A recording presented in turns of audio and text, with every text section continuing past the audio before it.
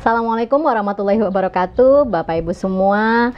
Perubahan gaya hidup yang ada di masyarakat Indonesia itu ternyata menjadi penyebab transisi epidemiologi di negara kita. Maksudnya seperti apa? Nah, dengan saya, Sarah Nasution, kebetulan latar belakang saya adalah seorang dokter, Bapak Ibu semua. Selain seorang dokter, saya juga bersatu sebagai seorang pegawai negeri sipil di ibu kota Jakarta, ya. Nah, Bapak Ibu semua, dalam waktu kurang lebih beberapa menit ke depan, ada beberapa hal yang akan saya sharingkan, yaitu terkait dengan perubahan gaya hidup. Kenapa sih pengen sehat?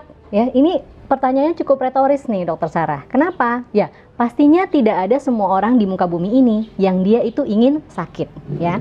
Nah, kalau kita bicara tentang sakit, Bapak Ibu semua, kita harus tahu dulu nih, apa-apa aja sih faktor-faktor yang menyebabkan seseorang itu jatuh dalam kondisi yang namanya sakit. Saya akan berbagi ada 3 faktor, Bapak Ibu semua, ya. Ada 3 faktor. Yang pertama itu adalah tentang gen atau genetika. Nah, ini adalah salah satu faktor yang ya mau bagaimana lagi ya, sudah ketetapannya, kalau bahasa saya mungkin sudah qadarullahnya gitu ya. Ini memang kita dapatkan dari kedua orang tua kita atau iya keturunan di atas kita, Bapak Ibu semua. Contoh begini misalnya. Ada mungkin Bapak Ibu pernah dengar sebuah data bahwa yang menyatakan kalau ada orang tuanya, baik itu ayahnya atau ibunya terkena penyakit contoh diabetes mellitus, kemungkinan besar anaknya itu juga akan kena. Nah, ada yang bertanya kepada saya seperti ini, Bapak Ibu. Dokter Sarah, apakah diabetes itu diturunkan? Nah, ini yang akan saya luruskan. Bapak Ibu semua, diabetesnya itu tidak diturunkan. Akan tetapi dalam tubuh Anda itu kan ada gabungan gen ayah Anda, ada gabungan gen ibu Anda. Nah, pada satu kasus ternyata ayah Anda nih misalnya yang terkena penyakit diabetes, ya. Berarti gen yang ada dalam tubuh ayah Anda itu dia rentan terhadap diabetes mellitus atau kencing manis. Nah, bukan diabetes yang diturunkan kepada tubuh Anda, tapi gen yang rentan itu yang ada dalam tubuh Anda. Artinya apa, Bapak Ibu semua? Anda yang punya orang tua yang punya penyakit metabolik ya, itu punya gen yang sama yang rentan ya terhadap penyakit-penyakit metabolik juga. Oke, ya itu yang pertama, genetika.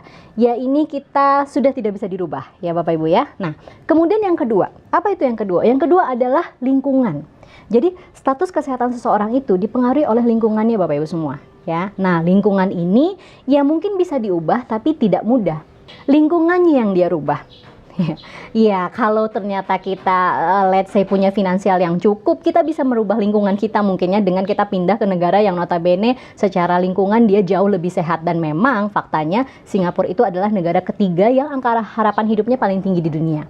Tapi bagaimana dengan orang-orang di luar sana gitu? Bagaimana dengan hampir 90% masyarakat Indonesia? Kita tidak bisa serta-merta pengen pindah kemana? Ke Jepang gitu kita eksodus? Nggak bisa ya Bapak Ibu ya.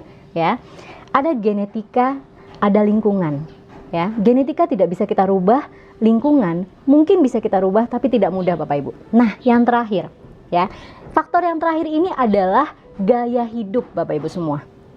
Dan gaya hidup ini benar-benar boleh dibilang kuasa kita untuk kita mau sehat atau tidak.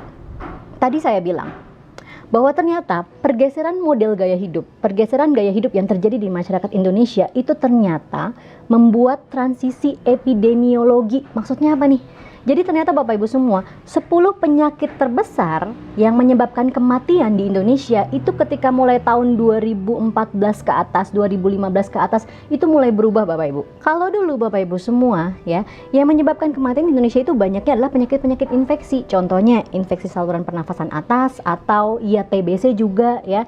Tapi sekarang Bapak Ibu, 3 penyakit teratas yang menyebabkan kematian di Indonesia itu disebabkan oleh penyakit-penyakit metabolik.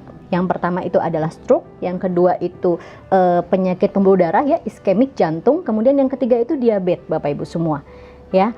Nah, 3 penyakit terbesar ini disebabkan oleh perubahan gaya hidup Bapak Ibu ya. Kita bahas tentang gaya hidup Bapak Ibu semua.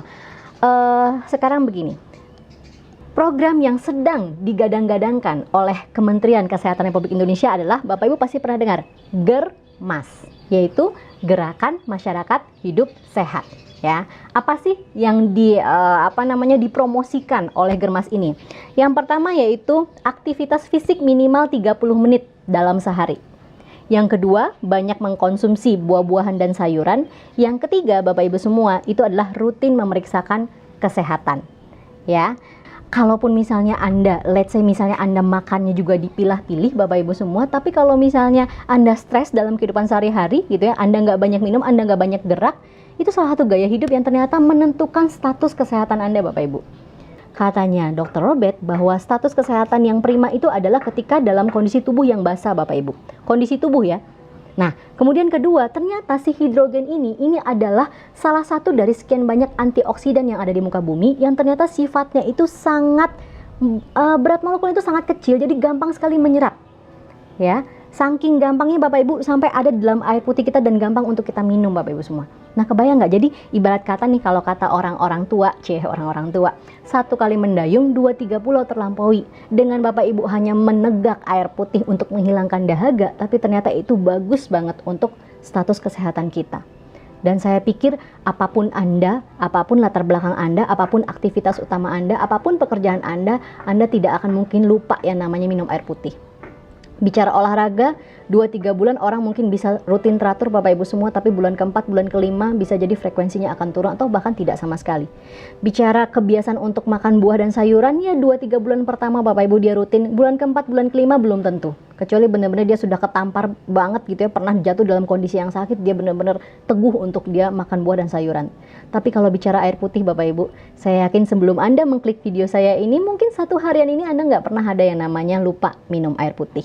Saya yakin ketika Anda pernah berobat ke dokter, ya kapanpun itu, atau mungkin ayah ibu Anda atau anak Anda, Pak Bu, banyak minum air putih ya, minimal 8 gelas sehari. Itu udah dari zaman nenek moyang Bapak Ibu. Dari zaman kuda gigit besi sampai kuda gigit roti, kita memang pasti disuruh banyak minum air putih.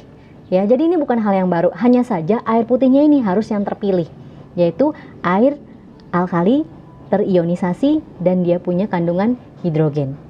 So Bapak Ibu semua ya, pastikan Bapak Ibu kalau Anda ingin sehat, ada banyak hal tadi yang saya bahas Bapak Ibu, tapi kalau mau yang simple, yang sangat sederhana dan bahkan gampang untuk dipromosikan kepada keluarga kita, kepada rekan-rekan kita, mulailah dari air alkali yang terionisasi dan memiliki kandungan hidrogen.